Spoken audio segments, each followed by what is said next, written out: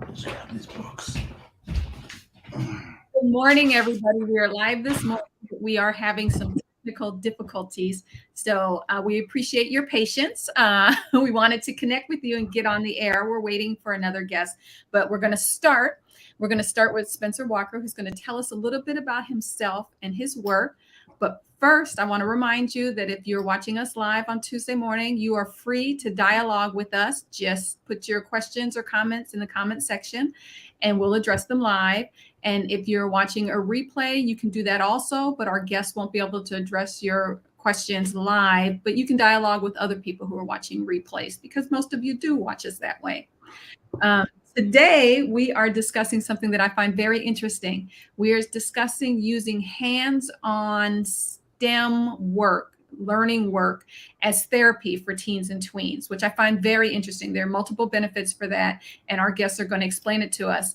And we kind of backed into this conversation when we were talking about a book series that they're working on. And Spencer's going to share that with us. That is for younger children, but it led us to this conversation. So, welcome, Spencer. Thanks for having me.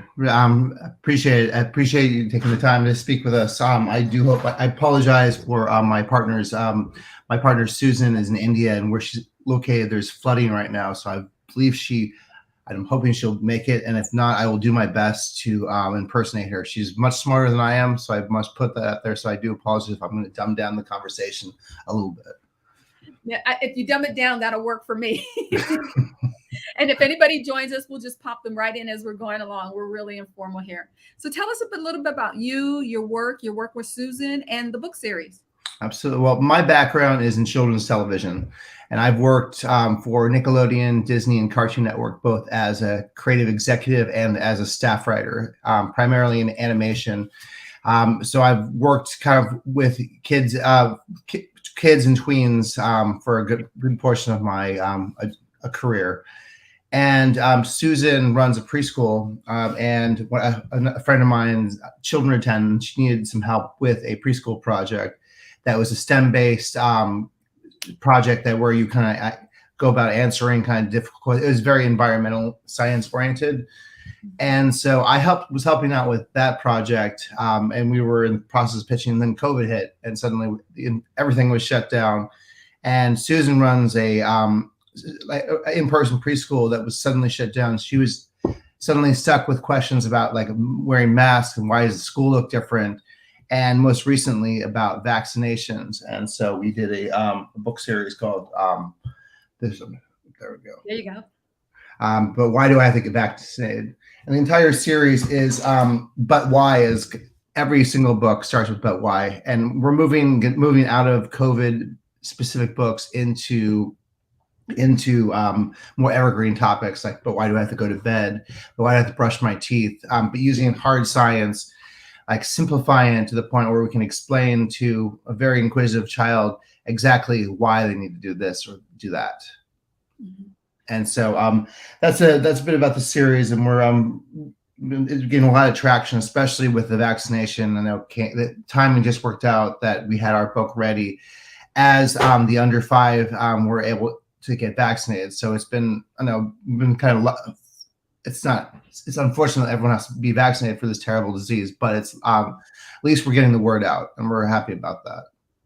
Yes, we have the links to those books in the comment section, so you should check them out for the younger people in your life. And also, I want to emphasize what Spencer said is they're actually using the hard science, but they're communicating it in a way that young children can understand it. And that's the beginning of STEM learning, right? Is just learning how to communicate these things. So when we were having a conversation, the group of us, I call it the pregame, we were talking about all kinds of things, trying to figure out where the connection was with having a conversation live on air. And something came up, and that was using STEM learning, and there are different kinds of STEM learning, and using them as therapy. Can you talk a little bit about that and what that means? Yeah, well, the thing is, Susan's about to jump on, so I'm going to I'll do my best right now. She just messaged me, so I just said to check the link. So hopefully her Luddite nature won't be prevented too much. But yeah, well, the thing is, I think it's ultimately about giving young teens language to kind of communicate. And oftentimes we don't, and we get frustrated and we often act out as a result. But if you give them the answers, like I know, like that this is something based with physics. Like I know, like I'm mad, I'm gonna throw something across the room, but like, well what's the velocity on that? And suddenly it kind of like it disarms them a bit, and they can kind of go into something they're more excited about, and they kind of forget about how angry they are, and realize like, oh wait, like let me do the math on that. I know, like I threw the remote control across the room, but I know, like if you, and I'm not gonna try to do the actual physical terms. I don't know them. So yeah, I think ultimately, like we want to like science knows no sex, knows no race, it knows no boundaries. It just, science is science. There's no, like I know, like a lot of the more humanities based studies, there's some cultural bias to it, but typically math is math. It's always going to be the same equation, and so we love that about it. That I know, and of course for us, we were encouraging more people to get into the STEM industries, because that's where the future of jobs are, and we want to prepare our students for the future. And there's we need a lot more engineers than we need like children's television writers, for example. And I'm sure that I don't know that I could use the competition for sure, but I just think for the sake of our society moving forward, I think we could use a lot more of that, a lot more smart young adults kind of using their brains and using kind of just hard science to save us and save humanity. Okay. So we're kind of distracting them with so you feel this way and you want to engage in a way that's non-productive. Let's talk about that non-productive outlet in a STEM manner, the velocity of throwing the remote, or how about the connecting over an actual hands-on activity? For example, sometimes there's art therapy, right? Where people use art therapy to communicate and to share feelings and stuff. Is the STEM therapy similar to that? I'd say so. I'm not the best person qualified, so I do apologize for that. But I recall from my own history that we used to make these cars out of at least we call them soapbox racers. But it's basically you take wood and kind of carve them and figure out the best way to kind of like create through aerodynamic nature, through weights. Again, it's another physics-based activity where you could kind of take out your frustration. You could, like, if you were in a fight with somebody, an argument, you could rather than have a physical fight, you could race them. This is something I did. I believe it was 12. It was and there was a guy in my class I didn't like. He was kind of a bully, and it was like mean to my friends. And so I kind of built this wacky race car, like with like pinstripes on it, and I beat him. And afterwards, we shook hands rather than, and I think he developed a little bit more respect for me as a result, and I appreciate that. Because the alternative was like he was much bigger than me, I'd probably get beat up. I wouldn't have won the fight. So I got lucky that my ability to create physics was strong enough that I at least showed him on the race course, as opposed to it's the equivalent of I think back in the day people would do a dance off rather than fight. Yeah. So you diffused the situation and provided something to bond over without even knowing it. When I think of the STEM therapy for teens and tweens, I think of it as like a continuation of play therapy that they do with little kids, right? You bring your little kid to a counselor and they do play therapy with them, and they're playing and engaging. And while they're doing that, they're asking questions and making comparisons and learning things about the child. And the child is able to express themselves in ways that a young child especially wouldn't be able to. We have Susan. She's going to come on. Hello, Susan. We were just talking about. Susan, you're muted. Sorry. There we go. Okay. That's okay. We're happy to have you here. So, Susan, I was doing my best to answer all the STEM stuff, and I hope I didn't embarrass her. No, he's doing really well. What we were just talking about is using STEM, hands-on STEM activities as therapy with teens and tweens, similarly to the way that counselors use play therapy with the younger kids. Yes. So Um, yeah, for the teenage boys, usually the STEM works very well. They talk a lot during that time. so can you give us an example of things that work or things that you've seen? So they just like a play therapy for the younger children, teenage population, they don't like to, they think going to counseling is kind of, they assume they're not mental, they just want to go there to talk about what, they know very few words, and they don't have problems, they just some issues. So but when you're doing a hands-on learning, building robotic engineering or robotic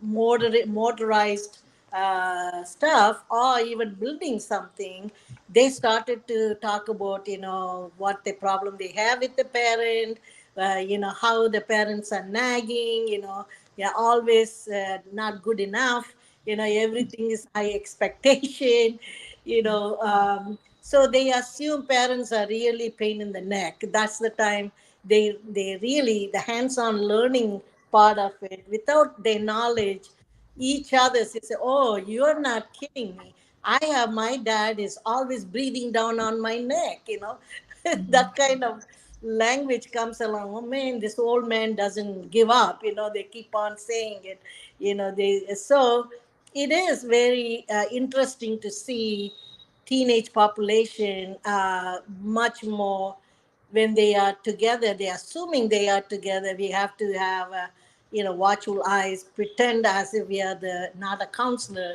we are there to see the robotic engineering, whatever things are going on along the line, watching the languages, watching the body language, how they roll the eyes and how they interacting and talking about certain person or certain issues, how they are solving or not solving.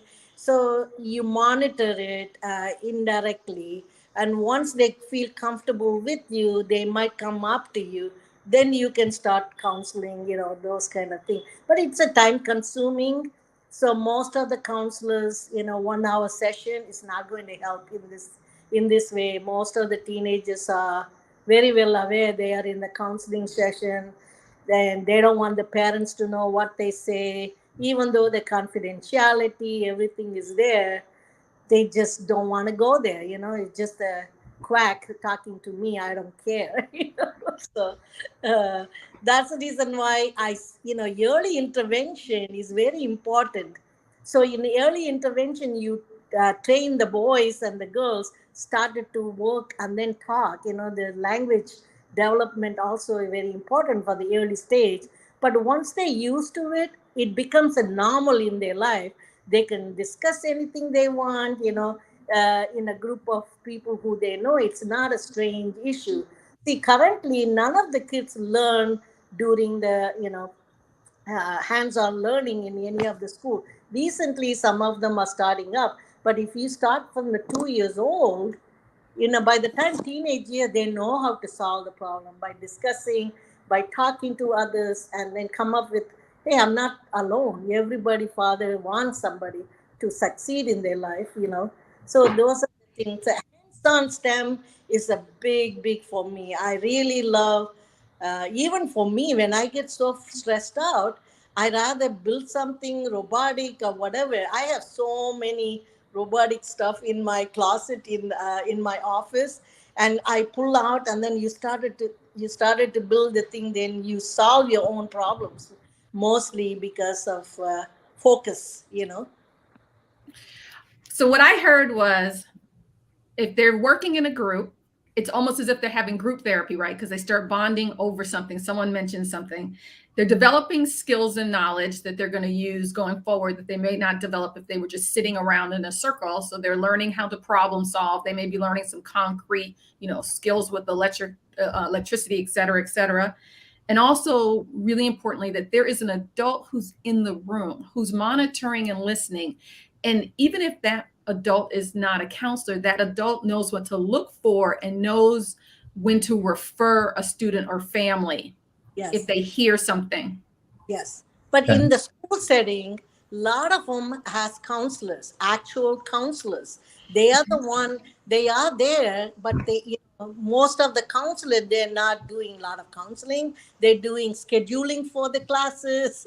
A lot of school district not using the potential of, so there are in school setting there are counselor who creates the schedules for them, what class they can go to, what are the robotic engineering, then they can stand there because they only know as a counselor, as a schedule coordinator, they don't know they, yeah.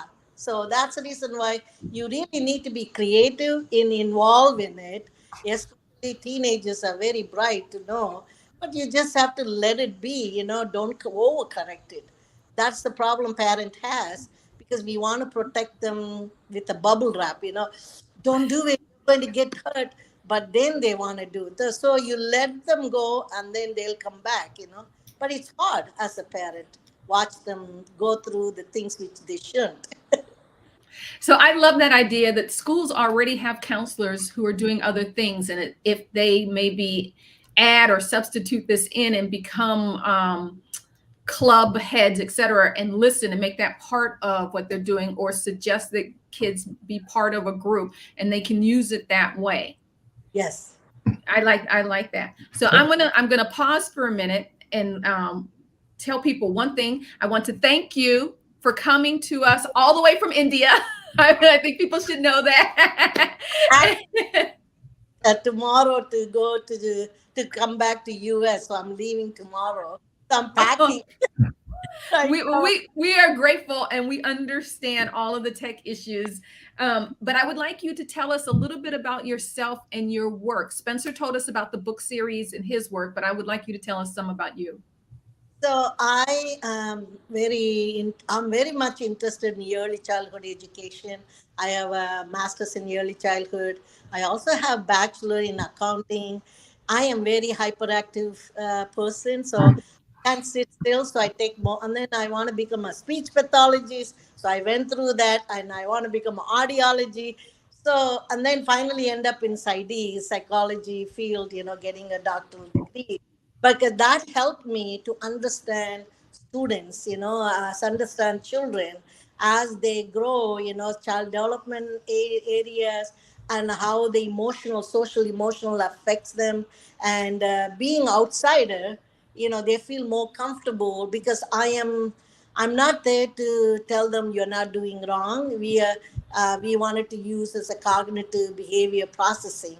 So that's how I got into it. And I saw early intervention is the main reason, because if you don't introduce that the 0 to 5, when they get to teenage years, they feel like it's too much to handle all the science, all the math, and all that. So that's the reason why I got involved into this and started the Butterfly series. So in that way, STEM becomes the main part of their life rather than it's a ancillary. I have a question. Are there STEM activities that are better than some others for this type of therapy, whether it's group or one-on-one? Are there activities that lend themselves better to this? I don't know how many of the therapists using that, because most of the counselors, they just sit and talk or play therapy. But teenagers like sports events, sports based on robotic building. They haven't tapped into it. That's the sad part of it.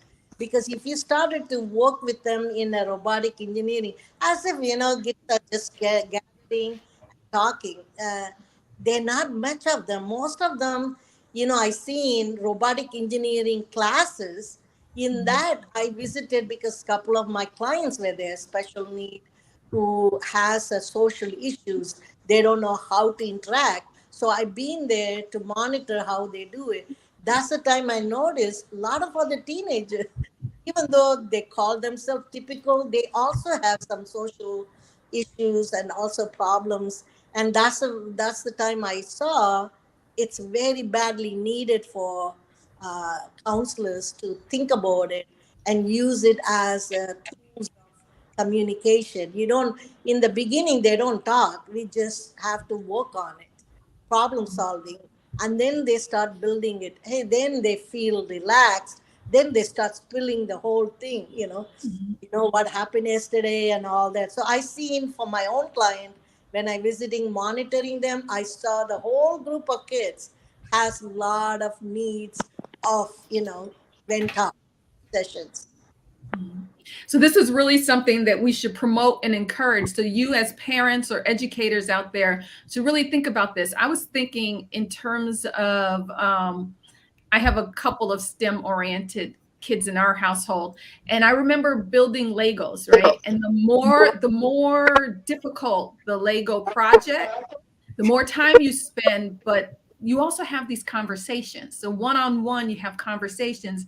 And as you were talking, I was thinking it would be great if you had a specific Lego project that you only worked on when you're talking to a counselor or something like that. And then Yeah, so in the Lego toys, there are emoji, emotional toys are there, like a crying toy, but that's like a childish, right, for yeah. teenage population.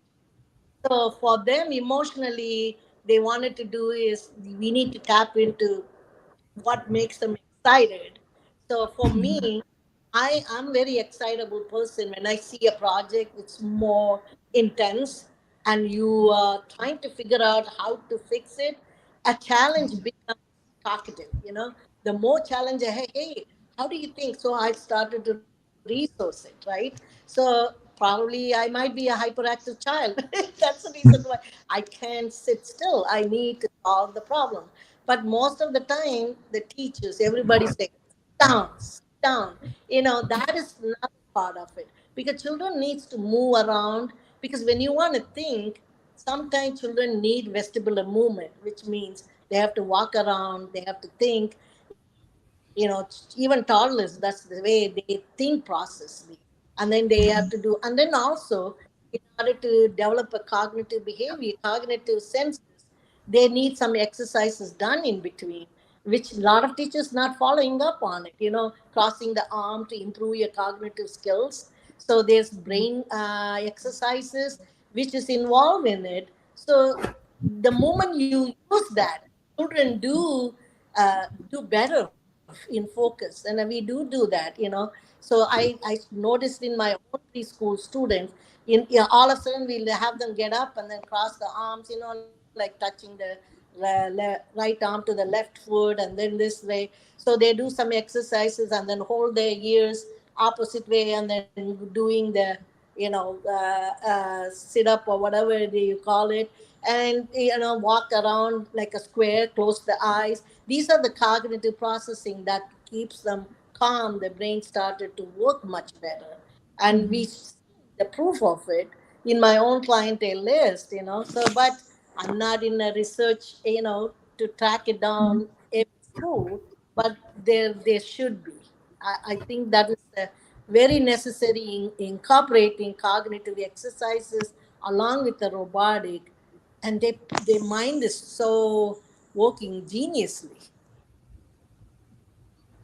So we're exercising the mind, also getting them to open up and problem solve, and also teaching them a skill if they're Yeah. coming to build something new or do something that they haven't done before. So it's there are really multiple benefits. I think Yeah, we're and all trying to unlock a passion, and if all goes well, and that's kind of what I was saying earlier is that in a perfect world, we're going to inspire them to kind of find some type of skill set that can serve them as adults as they kind of transition, whether you're going to do further education to kind of focus, whether it's, I know. So that's an additional benefit to this, is just kind of really unlocking what really makes them tick, and then hopefully takes show them the way and let them kind of carry forward. a I like simple STEM, it's make them feel like they excited. For instance, whenever I go to the middle school, I always make a paper helicopter. Have you ever done it before? Paper helicopter? I've done the paper plane, but I haven't done the No, helicopter. paper helicopter is so cool. And I always, when I put them in a mathematic way, how to make it. and then they put a paper clip and then throw it on there and it just spins, and they can color it, they can put the, for me, I do a lot of STEM projects, which is including the electric with the copper wiring, and then put a lights on an LED, and it spins. They, even my 4 5 year old, they know how to make it, and it is amazing to watch. Put the lights off, and they always say, "How do you do that? How do you do that?" It's a very simple one. It's not even complicated. Once they see it, they get the imagination go higher. They color. Can I color it? So when you spin it, it comes all the colors. So small things, which is, this is what I am sad to see. School districts spend so much money in everything, but none of them being used. I wish, I used to go to dumpsters in summertime. All the books who are science project, everything, they all dumped brand new books in their dumpsters. I go pick them up every school end, because they have to get rid of the old book and then they have to buy the new one. But you can give away to the students; they can do those projects. So I pick them up and I go to South Central LA and give to them. I said, "Hey, you want to, scribble, do something, so they have it. I don't know how many people who can do those projects. I have so much of need for the South Central LA. The kids are wasted. They're so brilliant. Believe me, they are brilliant. It's a situation they've been put in. The teachers are not that much care. They don't sit and do. They don't know how to get them focused. They're so into screaming and yelling. That's why a lot of kids are drop out and go on to other stuff. So STEM will get them going. But I'm only one voice. The political power and all this, I'm scared of that, because if I fight it, they're going to punish me rather than helping the students. So sometimes you just have to quietly give away to the student and then teach them my own donation time for them. But you can do wonders. I even suggest to some school, they have grants for $25,000 robotic builders. They give it away free, but they have to write the grant and then submit, and then kids can play in it, because it is a very vital part of that. Nobody took it. So how am I going to? I'm nothing. Well, thank you for the work that you're doing, and taking the time to go into under-resourced schools and helping them. One thing that I love that Spencer said, we're trying to ignite a passion. In best cases, we do that. And I also like that you corrected me not to undershoot, that the Legos are fine for some kids, but don't undershoot. That for and know that a lot of the students are capable of more than we ask of them, and that this is an environment where we can present them with more, and then they will open up when they know that they are capable of more, and they know that you trust that and see that in them. They'll open up, and that you can get to solving other things and teach them how to solve their own issues. Spencer, do you still have the book? I do. I want to make sure, we are coming to the end of our time, but I want to make sure that everybody sees the book, knows that it's a series. So this is the vaccination. We have all. I can show the others. So these books are for the younger children in your life. We had a conversation about teens, but these are for the younger children in your life. Know that this conversation about using STEM and hands-on activities as therapy, if it's not immediately available in your area, now it's something that you've heard of and you can advocate for it. We are planning, we have 30 programs we have, where also along with the materials comes with it, so the children can experiment their own with the instruction. That is what it is. But we need to have a greater somebody support us. So in that way, we are doing it all on our own. It's kind of hard, you need to have a people around so you can.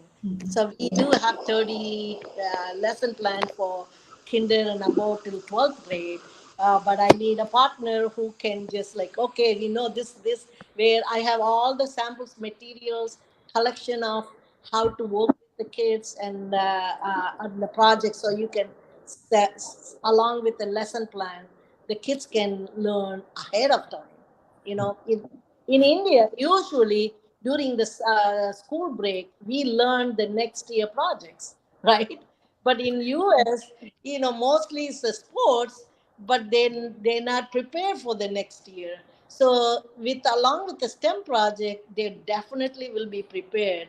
That's the goal for me. Early stages, and then from there they know how to do the chemistry, how to do the physics, how to do build up, all this coming from early stages. And that's the grand vision of our project. So this is just the beginning, but we are trying to unlock passions here. So whatever we can do to kind of inspire it, that's kind of what the goal of our company. And so we really appreciate you giving us a chance to talk to you at the ground floor, because I know with Susan as our leader, we're doing great things. Wonderful. In addition to the book link, do you have a website that you want to direct people to, or will that book link take them where they need to go? I'm not sure if it's on the link, but it's butwhy.tech. So BUTWHY.TECH. That's Okay. we have activities and also the links to purchase the book and a little bit more about us. And we're expanding every day. And the goal is we're going to make it evergreen, moving away from COVID and kind of like to address like STEM-based issues and like children, young adults' lives. That's kind of the ultimate goal. Right now, it's more young child focused, but as I mentioned, we're just getting started. Yeah. Thank you. Thank you so much for joining me today. I appreciate it. I know it wasn't easy. I thank you for this conversation and giving us the idea. When we spoke earlier in the summer, I thought, ooh, using STEM as therapy, that's something that would interest parents and guardians. So thank you for giving us more information on that. I know it's going to help a lot of people, even if it's just at home, to ignite conversations at home, that you never stop doing things together. That's absolutely correct. Thank you so much for your time. It was really nice to speak to everybody out there. We do encourage you all to kind of really respect your children and realize they are capable of a lot more than certainly our education system gives them credit for. So I know push them and get a science book in front of their eyes and take away the iPhone. I love that. Respect your children. Dr. Kumar, did you have something else to say? No, I really appreciate you taking us in and then talking from our point of view and then children's point of view.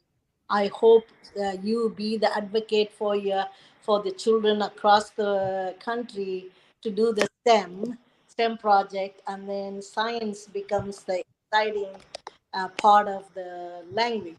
So I hope you can push your influence with the schools and politicians and all that. Then that becomes a bigger, better environment we can compete with the world. It just, we don't think the children can learn early on. That is the part of the beautiful mind is not getting encouraged. Thank you. We're going to have another great conversation on Thursday when we have the Inside Scoop with Sue. She will have another great conversation for parents and guardians of tweens and teens. Thank you so much for spending time with us today. And we look forward to having you join us on Thursday. Bye. Bye. Bye.